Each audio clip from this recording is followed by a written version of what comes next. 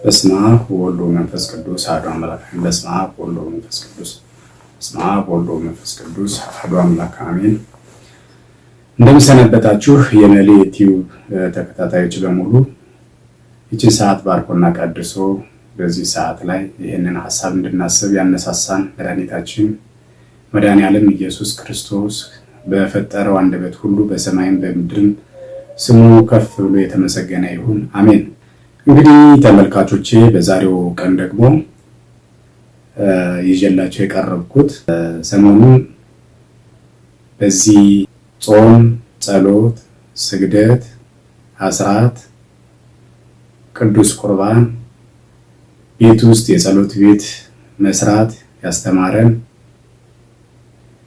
ከክፉ አጋንንት እስራት ሚስጥር እንድናውቅ፣ እንድናጠቃ፣ እንድንከላከል፣ እንድናመልጥ የረዳን ከባዕድ አምልኮ ከዛር ርኩሳን መናፍስት ሁሉ እንዴት እንደሚወጣ ጨንቆት የነበረውን ሕዝብ ነፃ ያወጣ እንድንጠመቅ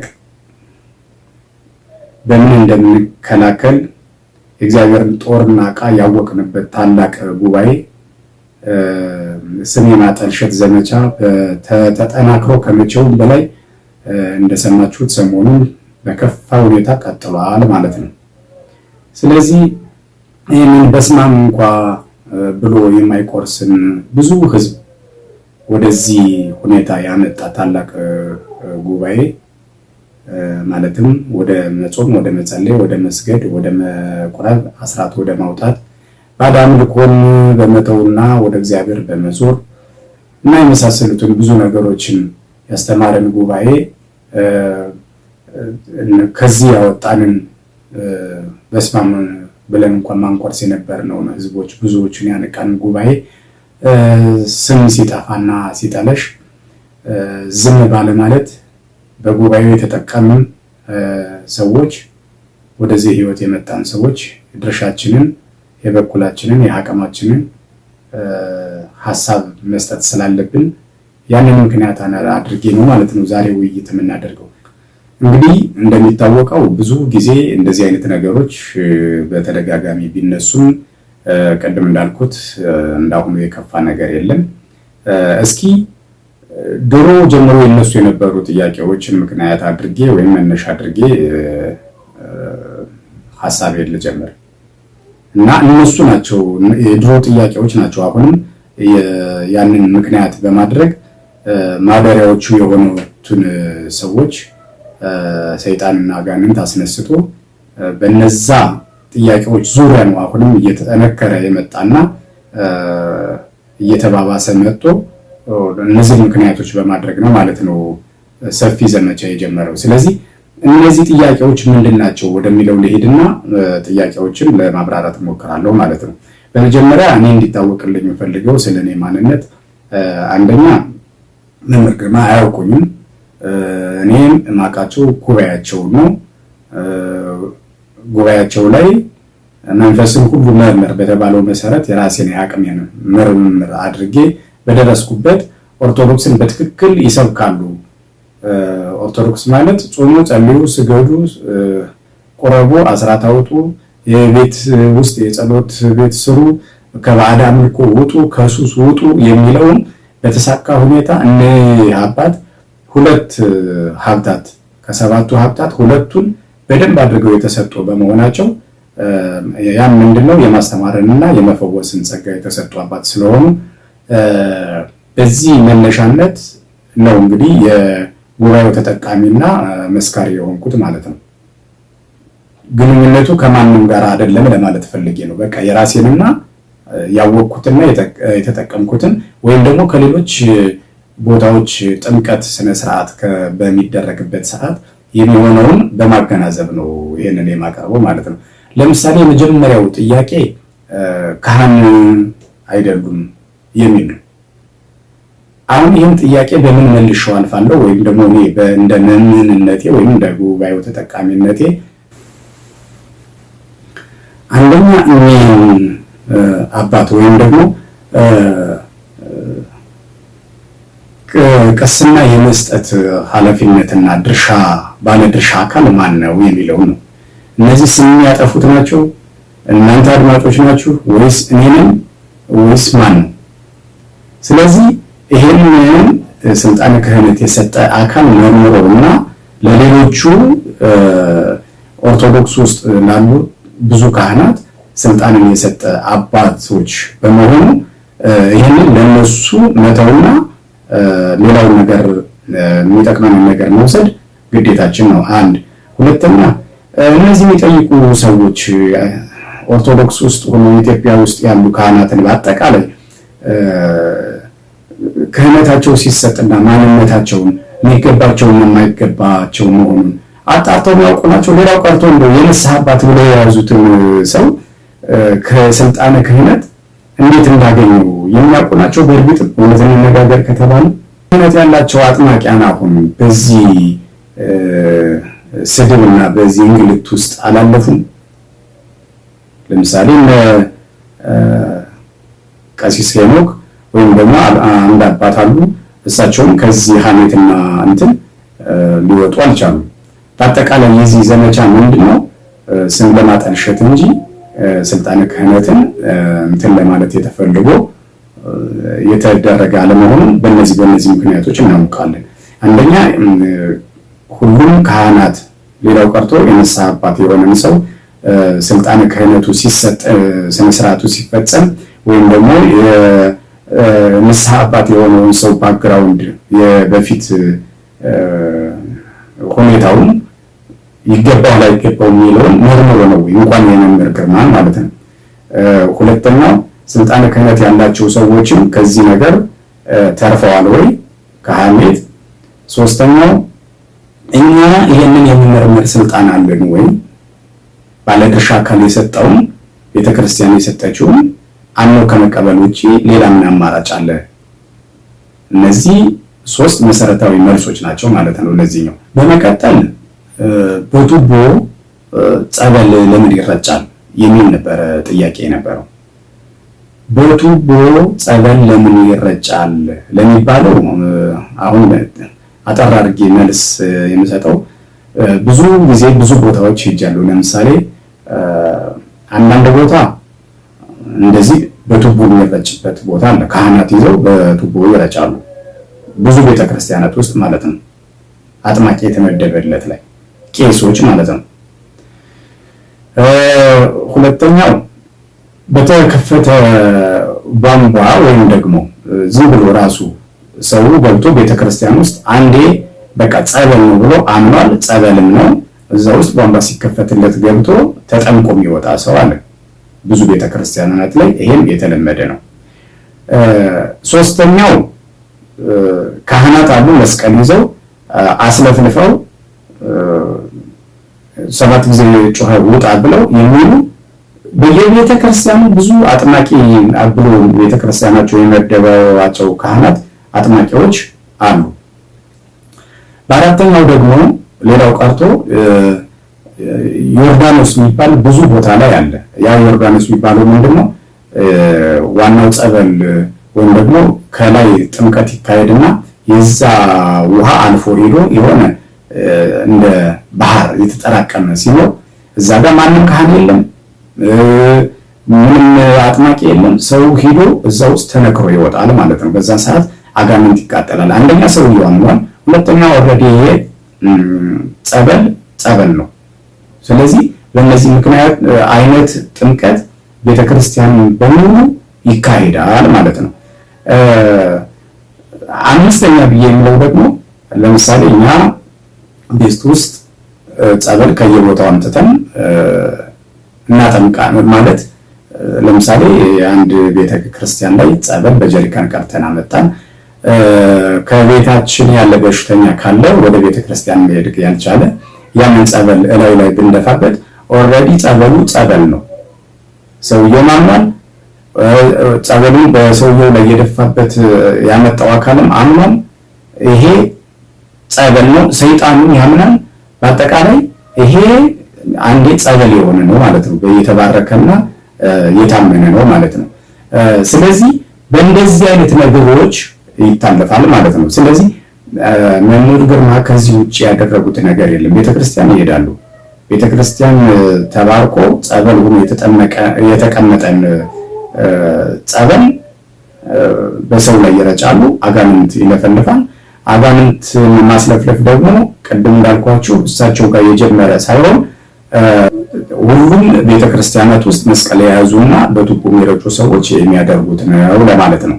ስለዚህ አዲስ የተለየ ነገር እዚህ ቤተ ማሳቸው ጥምቀት ቦታ ላይ እንደማይደረግ ይሄ ሊታወቅ ይገባል ለማለት ነው። ሌላውና በጣም የሚገርማችሁ ነገር ግን ለምሳሌ ጥምቀተ ባህር ላይ ሄደን በምንጠመቅበት ሰዓት ልብ ብላችሁ ከሆነ ካህናት ጸሎት አድርገው ባርከው ዞር ይላሉ፣ በቃ ይሄዳሉ። አዳር የደከሙ ናቸው ምናምን። በዛን ሰዓት የሚደረገው ምንድን ነው? ወጣቶች፣ አካባቢው አስተናጋጆች በሰው ላይ በቱቦ ይረጫሉ። ድሮ በጆግ ነበረ። አሁን 5-6 ዓመታት በኋላ ግን በቱቦ ነው በሰው ላይ አነስተው የሚረጩት። መምህር ግርማ ጋር ሲሆን ግን ይሄ ሰው ላጋጆ የሚልም አለ። አንድ ከምንፍቅና የተመለሰ ሰው እግዚአብሔር መላእክትም ሰዎች እኛም በጣም ደስ ያለን አንድ ነፍስ ተመለሰች ብለን ደስ ያለን ቀን ነበረ። ያ ሁላችንም የምናስታውሰው ነው። ምክንያቱም የዚህ ሰው ለየት የሚያደርገው ምንድነው? በጣም ብዙ ነፍሳት በሱ ምክንያት ለሲኦል የዳረገ አካል መሆኑ ይታወቃል። እንዲሁ ከነበረው የሥራ ድርሻና በነበረበት ሃይማኖት የአገልግሎት ከፍታው ሲታወቅ ብዙ ነፍሳትን የሰበከ ወደዛ ያስገባ ሰው መሆኑ ይታወቃል። እንደው እግዚአብሔር ብሎለት አሁን እዚህ መጥቶ በማያውቃት ትናንት ወደ መጣባት ሃይማኖት ከሚዘባረቅ እዛ ውስጥ በሱ አስተምሮ ሄደው ወደ ገደል የገቡትን ሲኦል አፋፍ ላይ ያሉትን ሰዎች ሸቆ ቢመልስ ጥሩ ነው። በነገራችን ላይ በዚህ ሰው ዙሪያ ሁለት ነገሮችን ብዬ ማለፍ ፈልጋለሁ። አንደኛ በጣም የተለየ ምላሱ ጤፍ ይቆላል የሚባል አይነት ድሮ አባባል ነበረ። እንግዲህ ጤፍ አይቆላም አንድ፣ ሁለተኛ ቢቆላም ምላስ ብረት ምጣድ ላይ እንትን ማማሰል አይችልም የሚቆላን ነገር። ስለዚህ የማይሆን ነገርን ይሆናል ብሎ በጣም ፈጣን የሚሆን ሰው ሲሆን ይሄ ምላሱ ጤፍ ይቆላል ይባላል። እና ከተፈጥሮ አንጻር ሲታይ ለዚህ እንትን ያለ እዛው እነሱም ጋር እያለ የመጀመሪያው ሃይማኖቱም ጋር እያለ እንዳሁኑ ጭቃን ዘሎ አቧራን ሳይረግጥ ማለት ነው። ሴራሚክ መስታወት የመሰለ ኦርቶዶክስን የመሰለች እንትን እያለ መስታወት የመሰለ ሴራሚክ እርገጥ ናገባ ተብሎ እያለ ጭቃን ዘሎ አቧራን ረገጠ ነው ምለው ይሄን ሰውና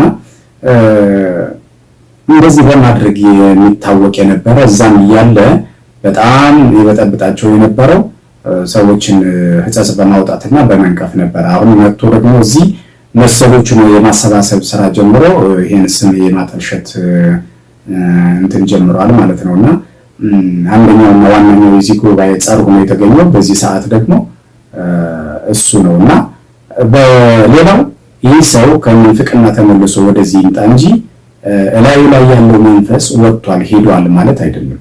ይሄ የሚያስብ ሰው ካለ ገና ስለመናፍስት አላወቀም ማለት ነው። ምክንያቱም ሲጀመር እንደዚህ አይነት ሰዎች ከምንፍቅና ሊወጡ የሚችሉት ልክ በገቡ ሰዓት ማስተዋያቸውን ጨምድዶ ይዞ አጋንንት የሰወረውና የደበቀው በመሆኑ ሊመለሱ አይችሉም። ሊመለሱ የሚችሉት ምንድነው? ጸሎተኛ ሰው ስለነሱ የሚጸልይ ሊኖር ይችላል በኦርቶዶክስ ውስጥ ሆኖ። ካለዛም ደግሞ ድሮ የልጅ ልጅን ማርልኝ ብሎ የጸለየ ለምሳሌ እናቱ ጥሩ እናትና ጸሎተኛ ከነበሩ አንዳንዴ በሰዋዊ ስንሄድ እንኳን አባቱ የሞተበትን ልጅ ስናይ የአባቱ ሁኔታ ነው የምናስታውሰው። ጥሩ ሰው ከነበረ የዛ ደግ ልጅ እንደዚህ ይሁን ምናምን ተብሎ እርዳታም ይደረጋል። ሐዘንም ቢደርስበት በዛ በአባቱ በደግ አባቱ ባለፈው እንትን እያሰብን እርዳታና ትብብር ይደረጋል ማለት ነው። እግዚአብሔርም እንደዚሁ ያለፉ እናቶችን ወይም ደግሞ የዚህ ሰው ወላጆች ልጆችን ማረግልኝ ብለው አከታተለው ቃል ኪዳን ያስገቡ እናቶች ከሆኑ እግዚአብሔር በእነሱ ጸሎት ምክንያት ሊመልስ ይችላል። ይሄ አንዱ ነው። ሁለተኛው ደግሞ እዚህ ሰው ላይ ያለ እርኩስ መንፈስ አሁን ሰውየው ከዛ እንትን ላይ ስለወጣ ለቆታል ማለት አይቻልም። ወጥቷል ወይም ደግሞ ሄዷል ማለት አይቻልም። የቻለውን ሁሉ ጮሆ ለፍልፎ ወይም በህልም ነግሮ ወይም አጥማቂያን ጋር ሄዶ ተጠምቆ ሱባኤ ይዞ ካላስወጣው በስተቀር ላይ ይኖራል። ላይ ሲኖር ደግሞ ክፍተት እየተጠቀመ ስራ መስራቱ አይቀርም። ከዚህ ስራ መካከል ደግሞ ይሄ አሁን አንደኛውና ዋነኛው ነው። በቤተ ክርስቲያን አገልግሎት ላይ ያሉትን ሰዎች ትላንት መጥቶ እንደዚህ የመበጥበጥ ስራ ከሰራ ሌላ ምን ሊባል አይቻልም። ይህ ላይ ያለው የምንፍቅና መንፈስ ሙሉ በሙሉ ስላልወጣ ስራ እየሰራ ነው ለማለት ነው። እንግዲህ ወደ ሌላው ነገር ስቀጥል ደግሞ ጥያቄ ሆኖ የሚነሳው እንግዲህ እንዳልኩት በቱቦ ጠበል አይረጭ የሚለውን ብዙ ቦታ ላይ እንግዲህ አገናዝቤ ነግሬያችኋለሁ ማለት ነው። ሌላና ሶስተኛው መቁጠሪያ ለመነኩሴ እንጂ አይፈቀድም የሚለው ነው። ይሄ ህግ ለምሳሌ ፍጹም የተሳሳተ ነው። በባለፈው ለመልስ ለመስጠት ሞክሬያለሁ። በባለፈው ፕሮግራሜ ላይ መቁጠሪያን የሚይዘው ማን ነው? የማያነብ የማይጽፍ እናቶች መነኮሳት ወይም መነኮሳት ሲሆኑ ይሄንን ያደርጋሉ። አንደኛ አያነቡ፣ ቢያነቡም መጽሐፍ እንደልብ አይታተሙም። ቢታተሙም ደግሞ መርጃ ላይ ኖራቸው ይችላል። ስለዚህ በዚህ ምክንያት ምንድነው የሚደረገው? 41 ኪርያላይሶ 41 እግዚኦ መሐረነ ክርስቶስ 41 ደግሞ በእንተ እግዝእትነ ማርያም ተብሎ ጸሎት ያደርጉና እፍ ይሉበታል። ከዛ በኋላ ሰውነታቸውን አሸት አድርገው ያስቀምጡታል። ያ ማለት ምን ማለት ነው? የጸሎቱ ኃይል የጠሩት የመላእክትን የጻድቅን የአምላካችን ኢየሱስ ክርስቶስን የድንግል ማርያምን የሥላሴዎችም ኃይል እዛ ጋር ስለሚኖር እርኩሳን መናፍስት ካለው የሰውነት ክፍል ሁሉ ይወጣል ወይም ደግሞ ይቃጠላል ወይም ደግሞ ያንን የሚሰራውን ስራ ያቆማል ማለት ነው። እና የድሮ እናቶችና አባቶች በዚህ መልኩ ነበር መመርክር ማንሳናው አያቶቻችን ያደርጉ እንደነበር በአይናችን ያየነው ነገር ነው ማለት ነው። ስለዚህ መቁጠሪያን አንደኛ ከመነኩሴ ውጪ አያዝ የሚል ህግ የለም። ሁለተኛ ደግሞ የቤተ ክርስቲያን ጦርና ዕቃዎች የእግዚአብሔርን ጦርና ዕቃ ያዙ አይደል የሚለው መጽሐፍ። ስለዚህ ከነዛ የጦር ዕቃዎች ውስጥ አጋንንትን የምንዋጋበት የጦር ዕቃዎች ለምሳሌ የጸሎት መጽሐፍ፣ ጧፍ በአቅሙ የቤተ ክርስቲያን ንብረት ስለሆነ እንደዚሁ መቁጠሪያ፣ ሌሎችም ነገሮች ቅባ ቅዱስ የቤተ ክርስቲያን እንትኖች ስለሆኑ በእነዚህ ለመከላከል በሚደረገው ትግል ውስጥ የምንጠቀምበት መሳሪያ ነው እንጂ ለተወሰነ ሰው የተነገረና ወይም ደግሞ የተተወ መሳሪያ አይደለም ለማለት ነው። ስለዚህ የመቁጠሪያን በዚህ እንትን እንላለን። አያይዤ ግን ብዬ ማልፎ ሌላ ምን ነገር አለ? ለምሳሌ ቅባ ቅዱስ አሁን ከቅባ ሜሮን ጋር አንድ አድርገው የሚወስዱ ሰዎች አሉ። አንዳንዶቹ እያወቁ ነው ይሄን የሚሉት፣ ስም ለማጥፋት የጀመሩ ሰዎች ይሄንንም ቀጥለው ይላሉ።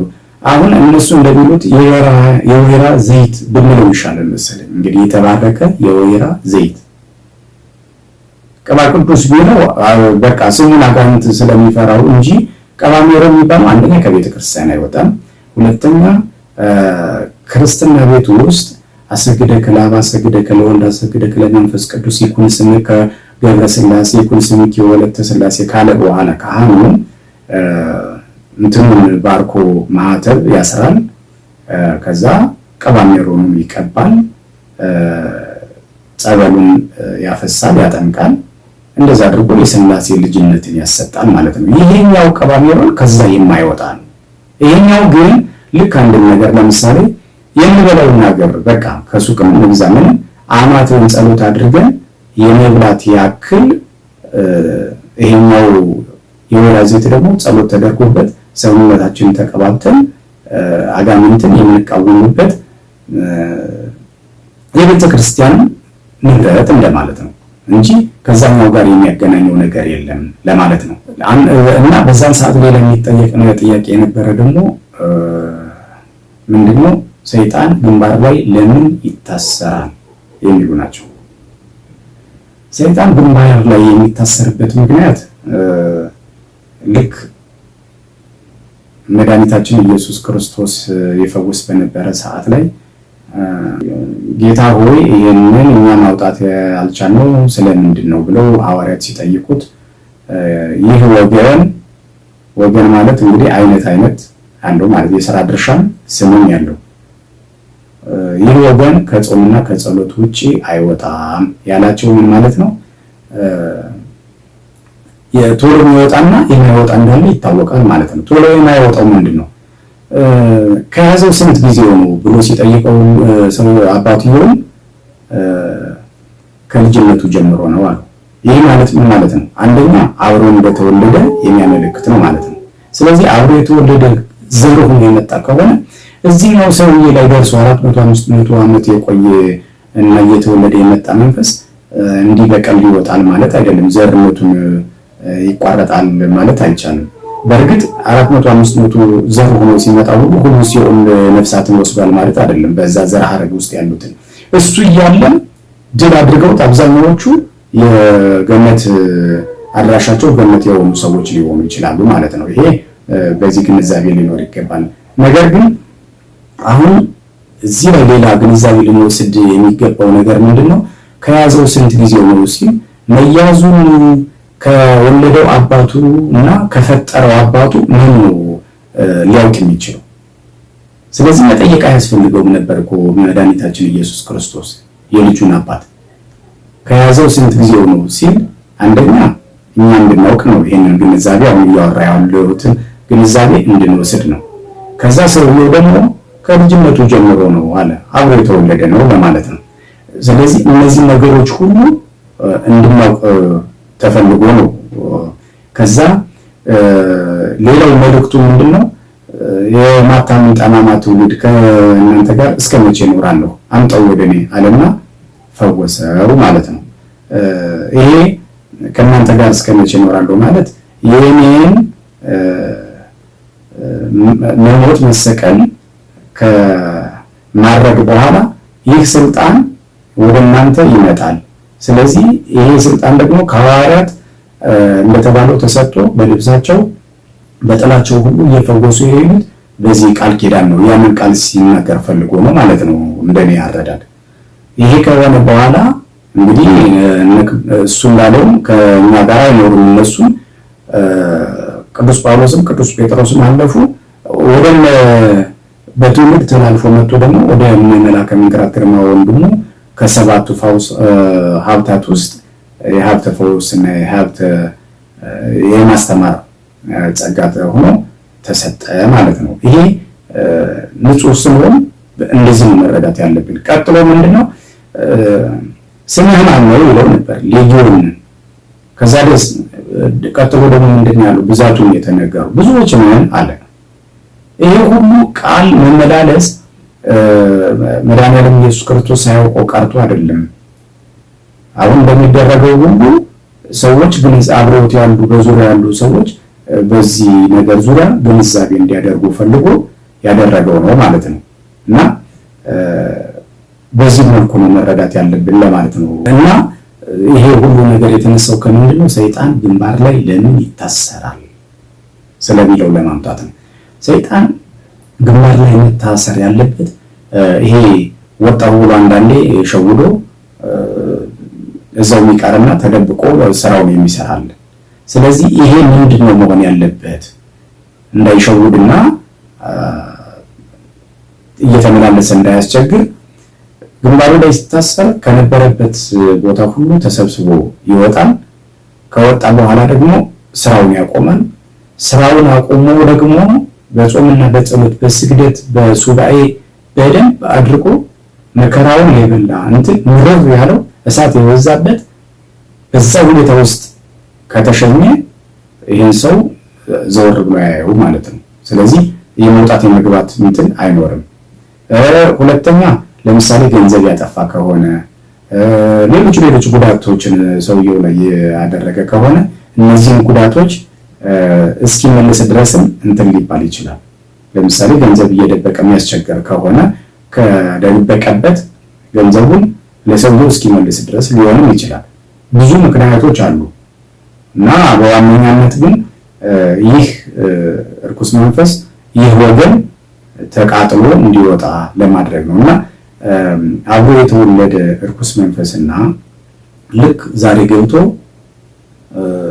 የመጣ ወይም ደግሞ ከባዕድ ሀገር የመጣ ከሆነ ቶሎ ነው የሚወጣው። ምክንያቱም የሰውየውን ባህሪም የጸሎትን ኃይልም የቅዱሳን ሁሉ ርብርብ ስለማያርፍበት ስለማያውቀው ቶሎ በርግጎ የሚወጣው እና ቶሎ የያዘው እርኩስ መንፈስ ከአብሮ ከተወለደውና ካደገው ጋር እኩል አይደለም ለማለት ነው። ስለዚህ ግንባር ላይ የሚታሰርበት እኔ እስከገባኝ ድረስ የጉባኤው ተካፋይና ምን ሁኜ እስካለፍኩ ድረስ ይሄ ነው ማለት ነው። በመቀጠል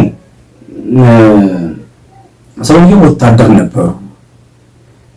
በውትድርና ዓለም ደግሞ ከዛ ተመልሶ ክህነት እንዴት ይሰጣል የሚሉ ነገሮችን ብዙ ጊዜ ይነሱ የነበሩ ናቸው። አሁን እኛ ውትድርና ነው አይደለም ልክ ቀደም እንዳልኩት ሁሉ ይሄንን ስልጣነ ክህነቱን የሚሰጡ ሰዎች አጥንተው ደርሰውበት ያደረጉት ኃላፊነት ወስደው ወይም ደግሞ ከኛ በላይ ለምሳሌ አቡነ ሳሙኤል ናቸው ይባላል እንግዲህ የሰጧቸው። አሁን እንግዲህ እስከ ማረጋገጫው አይደለም ነግራቸው። አቡነ ሳሙኤል ማለት ከ4-5 መጽሐፍ በላይ የጻፉ በቤተ ክርስቲያን ላይ ትልቅ ዕውቀት አላቸው የሚባሉ ስልጣናቸውም ራሱ በኢትዮጵያ ኦርቶዶክስ ተዋሕዶ ቤተክርስቲያን የልማትና ክርስቲያናዊ ተራድኦ ስራ አስኪያጅ ዋና ስራ አስኪያጅ ናቸው። ይህን ያክል የስልጣን ቦታ ጵጵስና ወይም ደግሞ ኃላፊነት የያዙ አባት በእንደዚህ አይነት እንትን ውስጥ ያስገባሉ እጃቸውን ተብሎ አይታሰብም። ስለዚህ ስልጣን ሰጪውን ስልጣን የሰጠበትን ምክንያት የሚያውቀው እሱ ነው እና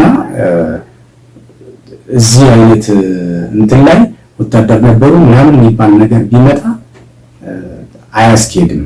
ወይም ደግሞ ለምሳሌ እኔ ልጅ በነበርኩበት ሰዓት እኛ ደርግ ወታደርነት ያልወሰደን ያው ህፃናት ሆነንበት ነው። ትምህርት ቤት ግን ገብተናል። ግን ምን ላይ ነበረ ትዝ የሚለኝ ነገር ብዙ ወጣቶች እየታፈሱ እየሄዱ ነበር። ምንም አይነት በቃ አንድም ሰው ሳይቀር እና ከትምህርት ቤት አንደኛ ክፍል ሁለተኛ ክፍል በምንባረበት ሰዓት ስንወጣ በትልቅ ቢልቦርድ ወይም ደግሞ እንዳው ኤሌክትሮኒክስ እና ሸራ ባነር ባልተለጠፈበት ሰዓት በላሜራ በብረት ሆኖ በትልቁ ተጽፎ የሚታይ ሁሉም ነገር ወደ ጦር ግንባር የሚል ጽሑፍ እናይ ነበር። ይሄን ያመለከተው ምንድነው? አንድም ሰው አይቀርም በቃ እንደማለት ነው። ወይም ደግሞ አንድ ሰውና አንድ ምን እስከሚቀር ነው የምንዋጋው ይሉ ነበር። አንድ ይሄ ነው። ስለዚህ በዚህ ምክንያት ሙልጭ አድርጎ ያለውን ሰው ሁሉ ሲወስድ እሳቸው ወሰደ ወይም ሌላ ሰው ተወሰደ ቢባል ምንም አይገርምም ነው አንድ።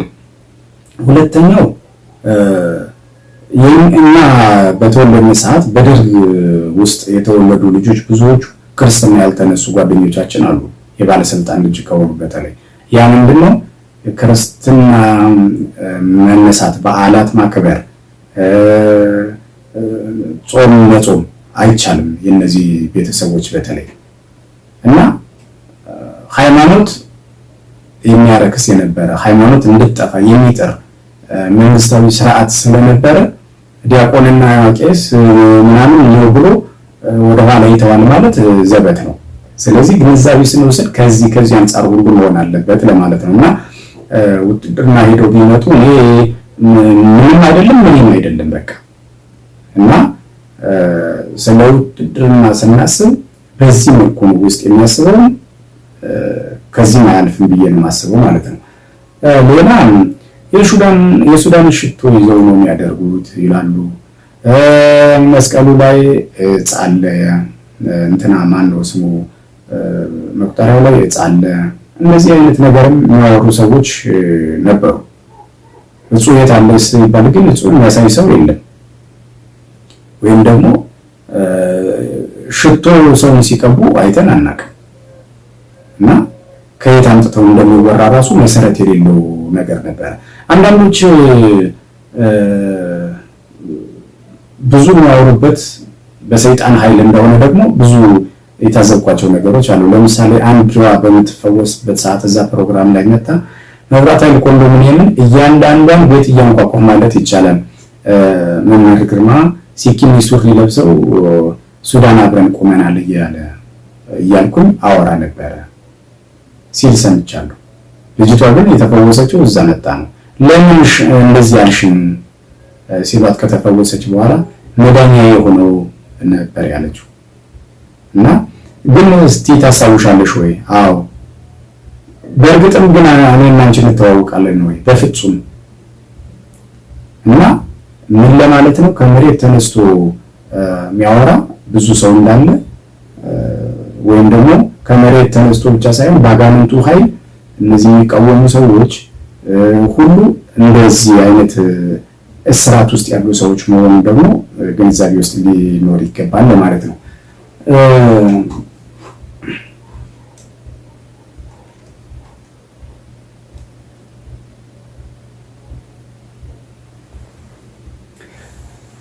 ገንዘብ ለመሰብሰብ ነው፣ ገንዘብ ይሰበሰባል የሚሉን ሰዎች እና ፕሮግራሙ የሚካሄደው ገንዘብ ለመሰብሰብ ነው። እንትኖቹ የቤተ ክርስቲያን ሰዎች ደግሞ መድረኩን የሚሰጧቸው ገንዘብ ፈልገው ነው የሚሉ አሉ። የቤተ ክርስቲያን ሰዎች ገንዘብ ፈልገው ነው ምንም የማይካድ ሀቅ ነው። ግን ብዙዎቹ ገንዘብን የሰው ፈውስን እንዲፈወስ ሰው ሃይማኖታቸው ህዝቡ እንዲያውቅ ሃይማኖቱ ምን አይነት ጸጋ ያለው ቤተክርስቲያን ምን አይነት ጸጋ የማዳን ጸጋ እንዳላት የእግዚአብሔር ኃይል እንዳለ እንዲያውቅ የሚፈልጉ እንዲፈወስ የሚፈልጉ በእግረ መንገድም ደግሞ ልማት እንዲጠናከር የሚፈልጉ ሰዎች እንደሚወስዷቸውና እንትን እንደሚሉ ይታወቃል። ይሄ በዚህ ሁኔታ መታወቅ አለበት። ሌላው እሳቸው ገንዘብ ለምን መቁጠሪያ ለምን ይሸጣሉ? አንዳንዱ ለምን ቤት ኖራቸው ለምን መኪና ኖራቸው የሚል አለ። እንግዲህ ለምሳሌ ባለፈው እንደጠቀስኩት ከሀያት ጀምሮ ራይል የሚሄዱ ከሆነ 4 ታክሲ መያዝ አለበት። ከአራቱ ታክሲ ውስጥ በእያንዳንዱ ተሰልፈው ነው የሚሄዱት። ምናልባትም 12 ሰዓት ቁጭ ብሎ የሚጠብቅ መድኃኒት መማር የሚፈልግ ህዝብ ተቀምጦ እየጠበቀ 5 ሰዓት ላይ ከመድረስ እና በየታክሲው ከመሄድ መኪና ገዝተው በልፋታቸው የማንም ወዝ ሳይወስዱ ልክ ቅዱስ ጳውሎስና ቅዱስ ጴጥሮስ ራሳቸውን ስራ ሰርተው ይደጉሙ እንደነበረ ድንኳን ሰርተው በሌላው ላይ ድጋፍ ጫና እንዳይኖር ድንኳን ሰርተው ይኖር እንደነበረ ይታወቃል ቅዱስ ጳውሎስ። እንደዛ ሁሉ መቁጠሪያ ሽጠው መኪና ገዝተው በመኪና ደግሞ ሮጠው ወደሚጠብቃቸው ሰው ቢሄዱ አሁን ምንድነው ክፋቱ ነው? አንድ ሁለተኛ እኚህ ሰው ገንዘብ ሰብስበው የተቀመጡ ሰው ናቸው ወይ? በእርግጥም ይሄን ሲባል አንድ በየቦታው ብዙ ጠንቋዮች አሉ። ለምሳሌ በልጅነት ከማስታወሰው ጠንቋይ አዲስ ቅዳም አካባቢ አስራት የሚባል ጠንቋይ እንደነበረ አንዳንዶቹ ልታስታውሱ ትችሉ ይሆናል። ይሄ ሰው ምንድነው የሚያደርገው? ቤተክርስቲያን አለ፣ ከጎን ደግሞ መስጊድ አለ እዛው ግቢ ውስጥ እና ከአራቱ ማዕዘን ከኢትዮጵያ ክፍል ህዝብ ይሰበሰባል። ሲሰበሰብ የሚሸውዳቸው ምንድነው? ቤተክርስቲያንና መስጊድ መኖሩ ነው። ሁለተኛ ደግሞ ሰዎችን የሚጠራው ወይም ደግሞ ሰዎች የሚሄዱት ከስራት ለመፈታት ገንዘብ ለማግኘት ሀብት ለማግኘት ብቻ ነው። ሰውን ግደለው አጥፋው ምናምን አይልም ነበር። ከብልጥነቱ አንፃር የዚህኛው ሰይጣን ደግሞ የተለየ ነው እና እነዚህ በማድረጉ ምክንያት እኛ መጥፎ ነገር ወደሚሰራ ጠንቋይ አልሄድም በሚል ተሸውዶ ያለውን ገንዘብ ሁሉ ይዞ እየሄደ እዚህ ሰው ጋር ይሰጥ ነበር። መጨረሻ ላይ ምንድነው የሆነው? ይሄ አጋንንቱ ይልቀቀው፣ አጋንንቱ ምን ይሁን ወዴት ይተላለፍ ምን በማይታወቅ ሁኔታ ይሄ ሰውዬ ከዚህ ነገር ወጣና 10-15 ተሳቢ ገዝቶ ኑሮውን መምራት ጀመረ ማለት ነው። ይሄ ማለት ምን ለማለት ፈልጌ ነው? ገንዘቡን ለራሱ ነው ያደረገው ነው። እኛ አባት መቁጠሪያም ሸጡ፣ ሲዲም ሸጡ፣ በሌላ ነገርም አገኙ። በህጋዊ ነገር በማለት ነው። በቃ ከሚሸጥ ነገር ቅባ ቅዱስም ይሸጡ። ከነዚህ ነገር ሁሉ አግኝተው እስካሁን ድረስ በቪዲዮ ወይም ደግሞ እንደማንኛውም ሰው በዩቲዩብ ወይም በሲዲያቸው እንዳየሁት እንኳን ከ20 እስከ 30 ሚሊዮን ለህፃናት መርጃ፣ ለአረጋውያን መርጃ፣ ለቤተ ክርስቲያን ማሰሪያ እኛ ያልቆጠርነው ደግሞ በድብቅ ወይም በስውር ለገዳማት አባቶችና አንዳንድ ነገሮች ማድረጊያ ይሰራሉ ማለት ነው፣ ይሰጣሉ። እና ይሄን ሁሉ ነው ሲያደርጉ አየነው እንጂ የመምህር ግርማ ሪል ስቴት ሲባል አልሰማንም። ስለዚህ አንደኛ ከአንዱ ተቀብሎ ወደ አንዱ ቢሰጥ ምንድነው ችግሩ? ሁለተኛ ይሄን ያደረገ አስተማሪም ይሁን ፈዋሽም ይሁን ምንም የከሌ ተብሎ ይጠቀሳል በየትኛውም ሃይማኖት። ይሄን ገንዘብ ሰብስቦ እዚህ መረዳጃ ቦታ ላይ ሰጠን ይባላል። ስለዚህ ይሄ ስም ማጠልሸትና የክፋት ሴራ ያጋንንት መልእክተኛ መሆን ያጋንንት ማደሪያ መሆን ነው። በነገራችን ላይ አንድ ሳልጠቅሰው ማላልፈው ነገር ምን አለ? ይሄንን ነገር የምታደርጉ ሰዎች የእግዚአብሔርን መንፈስ ቅዱስ እያሳዘናቸው እንደሆነ ልታውቁ ይገባል።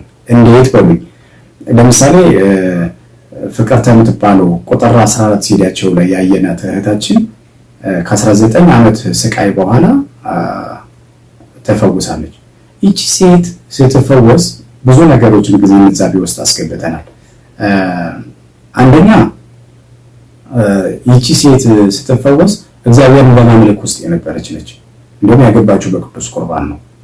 ሁለተኛ አበይ አንተ ታውቃለህ ምራኝ ስትለው እሱ ሲመራት ይውላል እና ለትምህርቷ ትልልቅ መስሪያ ቤቶች እንድትሰራ ሁሉ አብቅቷታል የሚል ምስክርነት ሰጥቷል። አጋንንቱ ራሱ እንኳን ምን ለማለት ፈልጌ ነው? በእግዚአብሔር ቤት ውስጥ ነበረች። እንግዲህ ትጠመቅ አልፎ አልፎ ቢሆን ልትጠመቅ ትችላለች። እና ምን ማለት ፈልጌ ነው? 19 ዓመት ከነበረችበት ጨለማ ውስጥ ግን አውጥቶ የእግዚአብሔር መንፈስ ቅዱስ ለዚህ ጉባኤ ምስክርነት ሲሰጥና እውቅና ሊሰጥ ሲፈልግ እዚህ ቦታ ላይ መጣ እንድትፈወስ አደረጋት። ስለዚህ የዚህ የእግዚአብሔር መንፈስ ቅዱስ ስራ የምታሳዝኑ ሰዎች በልጅ ልጆቻችሁ ሁሉ ዋጋ ልትከፍሉ ስለምትችሉ እግዚአብሔር ልባችሁን ይመልሳችሁ ነው የምለው። አንድ እሱ ነው። ሁለተኛ ወደ ሌላ ነገር ልለፍና በጣም ሰፊ ጥያቄ ሆኖ የተገኘው ደግሞ የምንድነው ካላችሁ ትልቁና ሰፊው ጥያቄ ሰይጣን ኢንተርቪው ለምን ይደረጋል የሚሉ ናቸው። ብዙ ሰዎች ሆኖ የተገኙት ማለት ነው። ወይም ደግሞ የዚህ ጉባኤ የመጠልሸት እስከ መታገድ እስከ ምን ሁሉ የደረሰው አንዱና ዋናው ይሄ ነው። እንግዲህ ሰይጣን ኢንተርቪው ለምን ይደረጋል ከተባለ ቅድም ያልኩትም አንዱ ምስክርነት ነው። መድኃኒታችን ኢየሱስ ክርስቶስ ሲጠይቃቸው በነበረ ሰዓት ይሄን ሁሉ ከያዘው ስንት ጊዜው ነው? ስምህ ማን ነው? በቃ ምን ያደርገዋል? እሳት ላይ ይጥለዋል፣ ውሃ ላይ ይጥለዋል ይባል የነበረው ሁሉ በዚህ ነው። እንደውም ሌላው ቀርቶ ልጄን ዛፍ ላይ ሲወጣ ምንድነው የመቶ አለቃው ልጅ እንትን ሲለው እና ወደ ቤት ሊሄድ ልጅን ሊፈውስልህ ሲለው አይ ቃል ብቻ ተናገር ልጅ ይድናል አለው። በእውነት በእስራኤል እንኳን እንደዚህ አይነት እምነት አማኝ አላገኘሁም ካለ በኋላ ምንድነው እንደ ቃልህ ይሁንልህ ልጅህ ድኗል ሂድ አለው። እንደተባለውም ሆነለት። ቃል ተናገር ነው ማለት ነው ያለው። ስለዚህ አንዳንዶቹ በስልክ ለምን ይፈውሳል የሚለውን ነገርም በዚህ ጎን መታሰብ መቻል አለበት። በስልክ አሜሪካን ሆኖ መፈወስ ቃል ብቻ መናገር ነው። ሰይጣን በስልክ ሲሄድ ብዙ ሰዎች አይናገሩም፣ አይቃወሙም፣ አይገርማቸውም። መተት ሆኖ ሲሄድ ማለት ነው፣ ሰላቢ ሆኖ ሲሄድ። እግዚአብሔር ሲፈውስና ሲያድን ግን እንዴት በስልክ ይሆናል ቢሉ አሉ።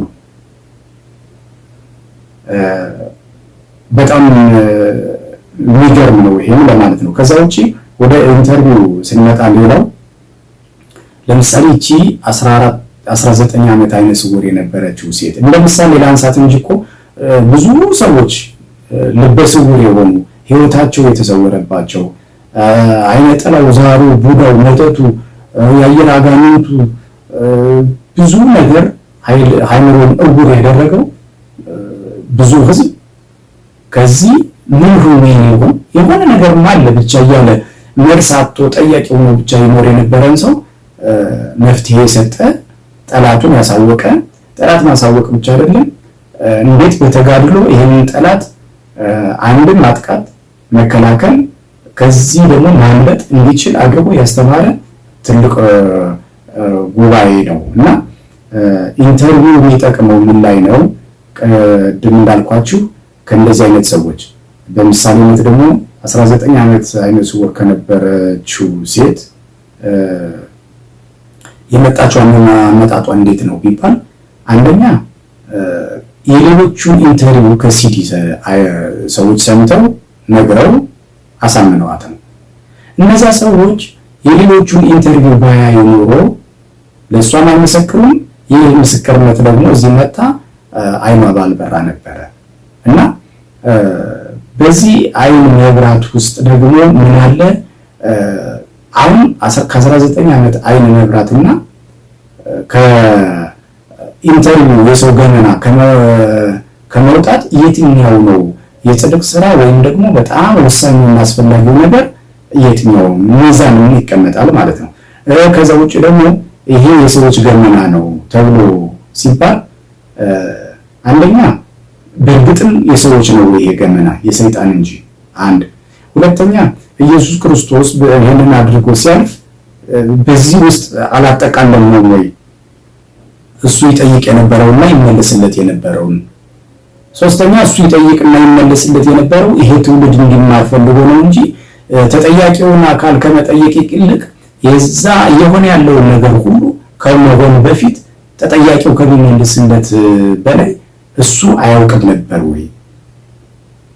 ይህም ትልቅ እና ወሳኝ ግምት ውስጥ መግባት ያለበት ነገር ነው ማለት ነው እና ኢንተርቪው በሚደረግ ሰዓት ሰዎች ብዙ ታሳሪዎች መጥተው በዛ በአዩት ከሲዲ በተረዱት እንትን መጥተው ተፈውሰዋል ማለት ነው እና አንዱ እና ወሳኙ ትልቅ ጥቅም ነው። ሌላው ለምሳሌ እንግዲህ 3 ደረጃዎች እንዳሉት ይታወቃል። አጋንንት ወይም ሰይጣን ያለበት ሰው ምንድናቸው? ግማሽ አለ። ግማሽ ማለት ለምሳሌ እያስተዋለ እያወቀ የሆነ ሰው መምታት እንደሌለበት እያወቀ ግን ይመታል። ያ ማለት ግማሽ ነው። የራሱ ልጅ ሰውየው አያዘውም ማለት ነው፣ ግን የሆነውን ነገር ሁሉ ያውቃል። ይሄ ግማሽ ነው። ወይም ደግሞ ለምሳሌ አፋችንን እሱ ይናገርበታል፣ አፋችንን ይናገርበታል። የምንናገረውን ግን እኛ ሳይሆን አውጥተን የምንናገረው ራሱ አጋንንቱ ነው። ማስቀረትም አንችልም፣ መጨመርም መቀነስም አንችልም፣ ግን እናውቃለን። ይሄ ግማሽ ነው። ሌላው ሙሉ የሚባለው ነው። ሙሉ ማለት ሙሉ በሙሉ የምንናገረውን ነገር ሁሉ አናውቅም፣ የምንሰራውንም በእጃችን የምናደርገውንም አናውቅም፣ የምንሄድበትን ሀገርም ላናውቅ እንችላለን፣ ነገራችን ወዴት እንደሚወስድም። ይሄ ሙሉ የሚባለው ነው። ሌላው ደግሞ በአብዛኛው ካበዱት ይልቅ ለእብዱ የተዘጋጁት ይበልጣሉ እየተባለ በየቤቱ ያልፈለገውን ነገር እያደረገ በአጋንንት ኃይል ሱስን እያደረገ ማስተርቤሽን ወይም ደግሞ ግለ ወሲብ እያደረገ እየሰረቀ እየዘሞተ እየተደባደበ ሳይፈልግ ማለት ነው በሆነ ኃይል ግፊት እየሄደ ይሄን የሚያደርግ ህዝብ ሁሉ አለ እና ከዚህ ኢንተርቪው ምንማረው አንዱ የሰውየው እኔ አላልኩም መቼ አልኩኝ ይላል። ሙሉ በነበረበት ሰዓት በተለይ እኔ መቼ አልኩኝ እንዴ ይሄንን እኔ በፍጹም አላልኩም ሲል ማስረጃ ሆኖ ይቀርብለታል ማለት ነው ሙሉ በነበረበት ሰዓት ያለውን።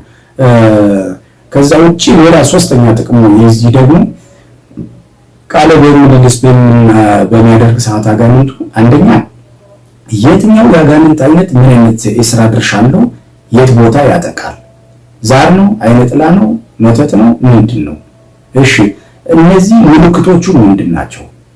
የዚህኛው አጋንንት ለምሳሌ አይነ ጥላ ምንድን ነው ምልክቱ፣ የዛርስ የሚለው ለይቶ በትኑ ያውቃል። ከዛስ ማምለጫው መውጫው ምንድን ነው፣ እኔ ጋር ሊቆይበት ሊሄድበት የሚችለው ምንድን ነው የሚለውን ደግሞ እግረ መንገድ ይረዳል። ተቆርቦብኝ ያቃጠለኝ እንደዚህ ምጽዋት ሰጠ፣ አስራት አወጣ፣ ገንዘቡን አልነካም በዛ ምክንያት ምናምን ሲል ያውቃል። ስለዚህ አስራት በማውጣቱ ምክንያት ከሆነ አጋንንቱ ላይ ያለም ቢሆን ሰውየው እንትን ያላለው ምንድነው ማድረግ ያለበት? የሰማው ሰው አጋንንቱ ሲለፈልፍ ገንዘብ ያልወሰድኩበት አስራት ስላወጣለት ነው ከገንዘቡ ካለ በቃ ገንዘቤን አስራት ላውጣ ብሎ ይሄዳል ማለት ነው። ሰው ከሚያስተምረው ይልቅ አብዛኛው ሰው አጋንንት ማለት ሲናገር ሲሰማ ታማኝነት ወይም ደግሞ እንትን አለው የበለጠ መረጃ ይሆነዋል ማለት ነው። ወይም ደግሞ አሁን ዩኒቨርሲቲ ላይ የሚማሩ ተማሪዎች መጀመሪያ ላይ ቲዮሪ ይማራሉ ለ3 ለ4 ዓመት፣ አምስተኛው ላይ ግን ወደ ፕራክቲስ ይወጣሉ፣ የተግባር ስራ ያደርጉታል ማለት ነው። የመምህር ጉባኤ ማለት የተግባር ነው። የተግባር ማለት ምን ማለት ነው? አይነጥናው ቡዳው ዛሩ እንዲያደረኩት እንዲላደርገው ነበረ፣ ከዚህ ነው የመጣሁት፣ በቃ በዚህ ምክንያት ተጨው ለወጣ ነው የሚሉትን ተግባራዊ ነገሮች የሰይጣንን ባንደበቱ መስማት ማለት ከዩኒቨርሲቲ ወጥቶ ፕሩፍ ወይም ደግሞ ሪሰርች ወይም ደግሞ በፕራክቲስ መማር እንደማለት ነው። እና የዚህ ኢንተርቪው ብዙ ጥቅሞች ውስጥ እነዚህ በጣም ጥቂቶቹ ናቸው ማለት ነው። ስለዚህ አንዳንዶቹ ምክንያት ያደርጉታል። ያ ምክንያት ያገኙለት ምንድነው? በእውነት አግኝተው አይደለም። በእርግጥ የከሌል እኮ ነው በዚህ ምክንያት ነው የገባሁት ይህንን ላደርገው ነበር ብሎ ሰው ጋር ሄዶ የከሌ ነው ብሎ እየተጣላ ነው አሉ። የከሌን መጀመሪያ አሁን ላይ ማንም የትኛውም ሰይጣን ገብቶ አክስቷ ናት የላከችባት እህቷ ናት እናቷ ናት የሚል ነገር አይናገርም። ሁለተኛ በጣም በሚገርም ሁኔታ ደግሞ ሰው ወንጌልን አብሮ የተሰበከ በመሆኑ ሄዶ የመበቀል አይደለም እንትን ያለው እንደውም መሐሪነትና ቤቱ ላይ ሆኖ በጸሎት መበርታት እንደውም ለጠላቱ ሁሉ ለላከበት ሰው የሚጸልይ ህዝብ ነው እንጂ ያለው ሄዶ የሚበቀል የለም። ስለዚህ ይሄ ለኢንተርቪው ምክንያት አድርገው ለማጣጣል የሚሞክሩ ሰዎች ይሄ በቂ መልስ ይሆናል ማለት ነው። ወይም ደግሞ ትክክለኛና እውነተኛ የተገለጠ ምስክርነት ነው ይሄ ለማለት ፈልጌ ነው። እና ኢንተርቪው ላይ ብዙ ጥቅሞች እነዚህ ናቸው። ከዛ ውጭ ደግሞ ሌላ ልብ ልንለው የሚገባ ነገር ምንድነው? እስኪ እነዚህ ሰዎች አሁንም እመጣለሁ 19 ዓመት አይነ ስውር የነበረን ሰው ለምን ዳነ የሚሉ አይነት ጥያቄ የሚጠይቁ ሰዎች በጣም ሊያስተውሉት ቢገባው ይሄ አንዱ ሙናፊቅ የነበረ ሰው ወይም ደግሞ ጭቃን ዘሎ አቧራን ረገጠ ምለው ሰው አልሸሹም ዘወራሉ እንደሚባለው ሁሉ ምንድነው? ለምሳሌ 19 ዓመት አይደለም 19 ሰዓት አይኑን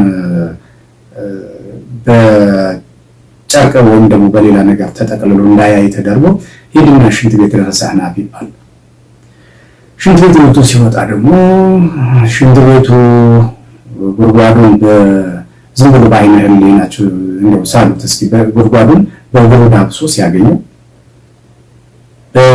ጉድጓዱን ለማግኘት በዳበሰበት እግሩ ደግሞ ቆሻሻ ረግጦ ቢመጣ ያንን ለመታጠብ ደግሞ ሰው በሌለበት ግቢ ውስጥ ላይ ቢኖር እና ምን ቢሆን መታጠቢያቱ አብሮት ቆሻሻው ሲሆን ወይም ደግሞ ምግብ አስቀምጠልኝ ብሎ ቤተሰብ ቢሄድና ያንን ምግብ ለመፈለግ እጁን በሚዳብስ ሰዓት ትኩስ ወይም ደግሞ የከሰል ሰዓት ላይ እጁ ቢሄድ እነዚህ አይነት የ19 ሰዓት ስቃይ እንኳን የ19 ዓመት የ19 ሰዓት ስቃይ እንኳን አድርጎ ቢያይ ምን ያክል ከባድ እንደሆነ በዛ ህይወት ውስጥ ማለፍ በጣም ወሳኝ ነገር ነው ማለት ነው። እና ስንፈርድ ከዚህ ስቃይ ለምን ሰው ዳነ?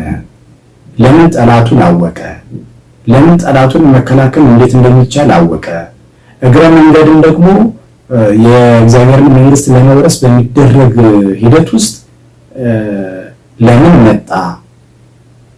ከሱስ ከተለያየ ሱስ ማለት የሚበላ የሚጠጣ ብቻ አይደለም፣ ወይም ደግሞ ጫትና ሲጋራ ብቻ አይደለም። ለሰይጣን ልጅን መገበር ድረስ የሚያደርስ የርኩስ መንፈስ ሰይጣን ወይም ደግሞ ያጋንንት የዛር አይነት ማነው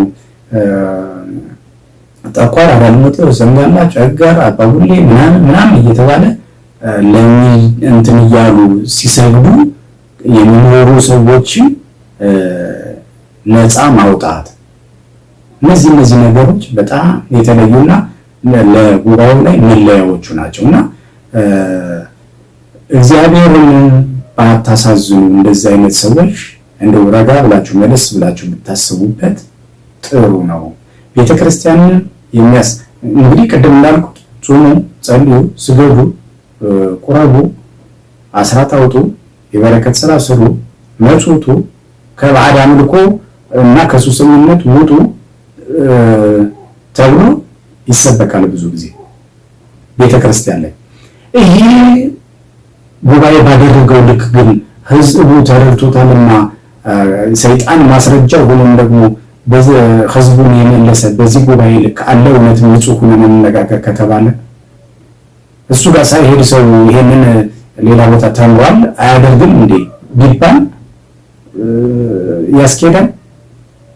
ስንት ዓመት ተምረናል፣ ስንት ዓመት ጉባኤ ተመላልሰናል፣ ስንት ዕውቅ መምህራን አስተምረውናል። በዚህ ልክ ግን በእርግጥም ወደ ቅዱስ ቁርባን ይመራ በተለይም ደግሞ የጸሎት ቤት በየቦታው ተሰርቶ ጠዋትና ማታ ለእግዚአብሔር ክብር የአምልኮት ስግደትን እንዲሰገድ ያደረገ አስተማሪ ወይም ደግሞ መድረክ አለ እውነት እንደው በንጽህና እንነጋገር ከተባለ እና በጣም ከሚያሳዝነው ነገር በጣም ልብን ከሚነካው ነገር የሌላው ሁሉ ግድ የለም በቤተ እግዚአብሔር ውስጥ ሆነው በሁለት ሰይፍ የሚበሉ አመነከ ዲያብሎስ ከደከ ክርስቶስ ብሎ መጽሐፍ ቅዱስ ረግጠው ቤተክርስቲያን ውስጥ ተጸዳድተው ነገር ግን ደግሞ የንስሐት ታቦት የሚሸከሙ የንስሐ ልጅ አለኝ ብለው ደግሞ ንስሐ ይፍታህ የሚሉ ሲመቻቸው እንደዚህ አይነት ሰዎችን የመሰለ ጠላት ግን በዚህ ጉባኤ የለም። ጠንቋይ ጠላት ነው፣ መናፍቅ ጠላት ነው። እነዚህ ባለ አምልኮ ያመልኩ የነበሩ ሰዎች አንዳንዶቹ ጠላት ናቸው። ከዚህ ሁሉ ግን የከፍ ቤተ እግዚአብሔር ውስጥ የሚገኙ በሁለት ሰይፍ የሚበሉ ቅድም ያልኳቸው አይነት ሰዎች ናቸው። ምክንያቱም ሌላው ተመሳስሎ የወጣ ነው። ጠንቋይ ለምሳሌ እኔ ጋር ከፈለክና ሰይጣን ነኝ ብሎ ራሱን አሳውቆ ከወደድክና ያለ ነው። በነገራችን ላይ እባብ ሆኖ ሲመጣ ግን ሶስት አማራጮች አሉን። አንደኛ እናጠቃለን፣ ሁለተኛ እንከላከላለን፣ ካልሆነ እናመልጣለን። እባብ ግን ርግብ ሆኖ ከመጣ በኋላ ካለቀልን በኋላ ነው የምንረዳው። ስለዚህ እንደዚህ አይነት ሰዎች ርግብ መስለው የሚሰሩት ስራ በዚህ ጉባኤ ላይ አንደኛ ስራቸው ተጋለጠ። እንዲህ ቤተ እግዚአብሔር ውስጥም በቃ እንደዚህ ሁለት እንትን የሚሰሩ ሰዎች አሉ እንዲህ ሆነ። ሁለተኛ ገቢያቸው ተቋረጠ፣ ምስጢራቸው ተጋለጠ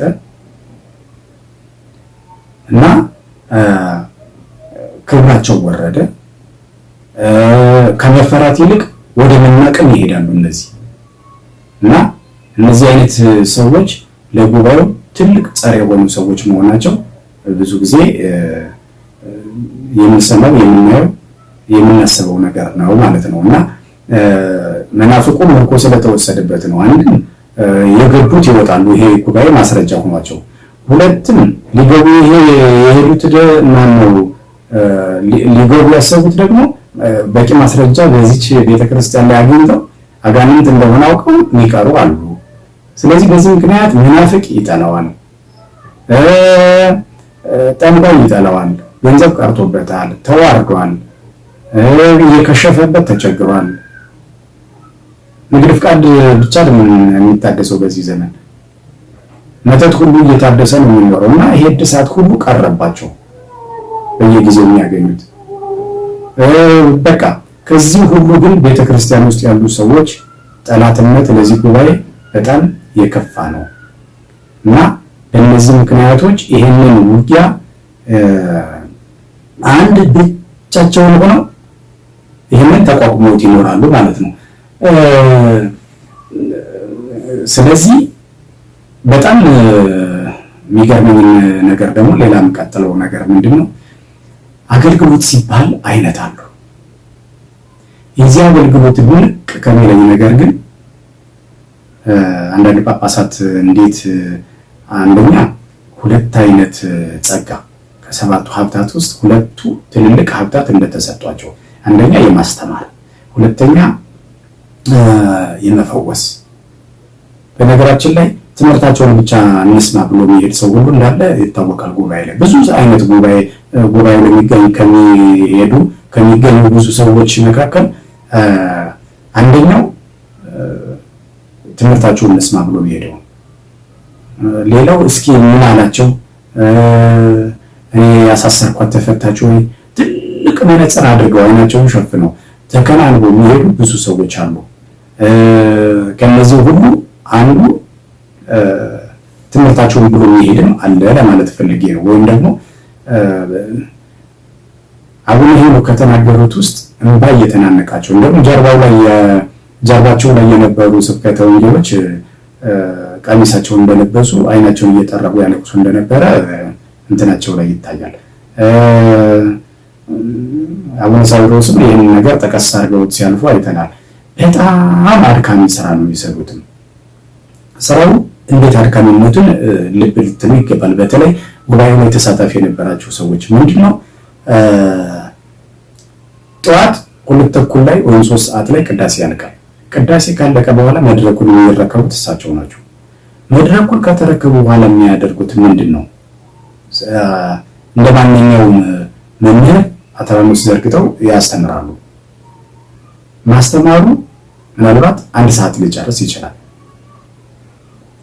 ሌላውን ይሄንን አንዳንድ ብዙ መምህራን ያው ብዙ ቤተክርስቲያን ላይ ወደ ምሕረት ላይ ያደርጉ። ይሄ ቀላሉ ነው። ከባድ ነገር ቢሆንባቸው ከአፋቸው የሚወጣው ድምፅ አድካሚ ነው እንበል እና በእጅ ይዟት ማይክ ብቻ ናት እንግዲህ አድካሚ ነገር ምንላት እዛ ውስጥ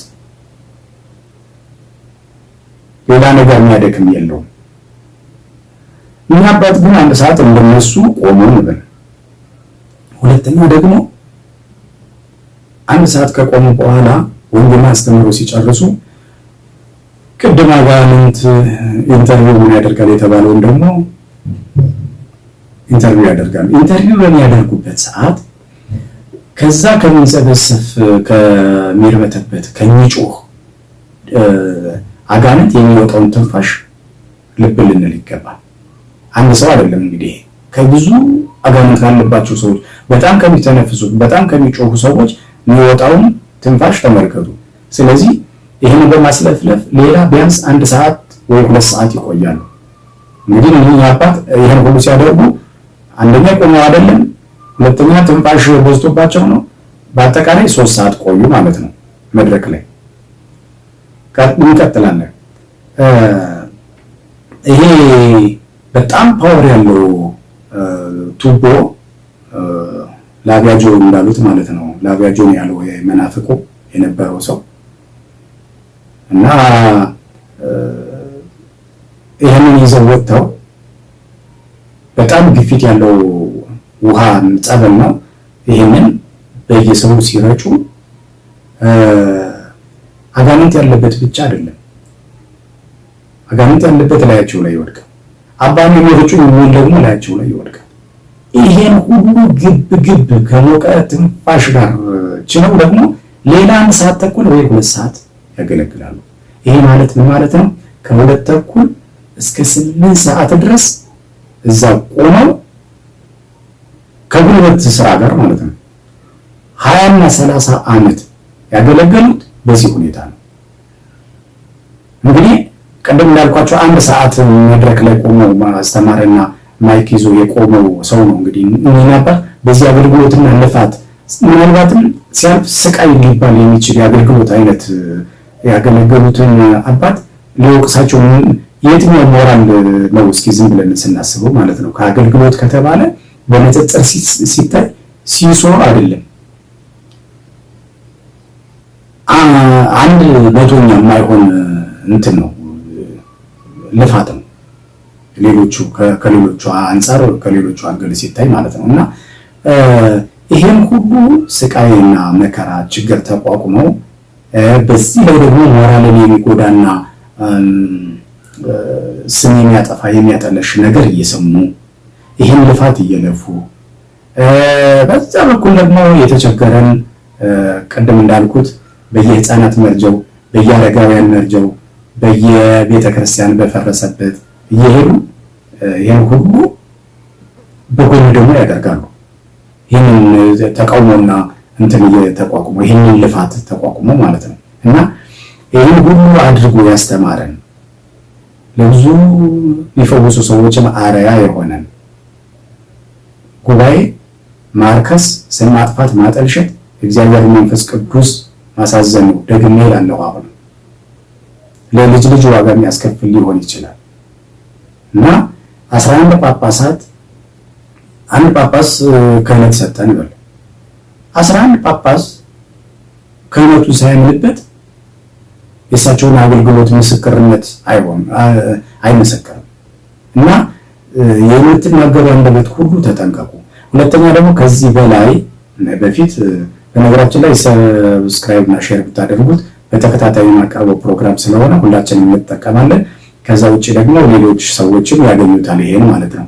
እና ምንድነው ከአሁን በፊት 11 ጳጳሳትን ከነንግግራቸው ከቪዲዮ ከሲዲያቸው ከምን ብዙ ቀናትን ለፍቼ ያገኘሁትና ያጠራቀምኩት ስለሆነ 11 ጳጳሳት የመላከ መንክራት ግርማ ወንድሙ ጉባኤ ሲባርኩ ሚል ርዕስ ሰጥቼ የ11ዱን ፎቶ አድርጌ የለቀኩት አለ።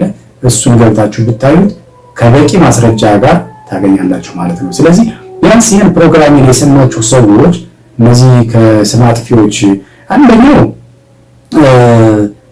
ሁሉ ሲጎረጎር ያገኘውና እንጀራ መብያዬ ብሎ የመምህር ተስፋዬ ያበራንና የመላከ መንክራት ግርማ ወንድሙ ጉባኤ በማጠልሸት እንጀራ በርቼ አድራለሁ ብሎ ያሰበ ሰው ያደረገው ተንኮል ነው ይሄ።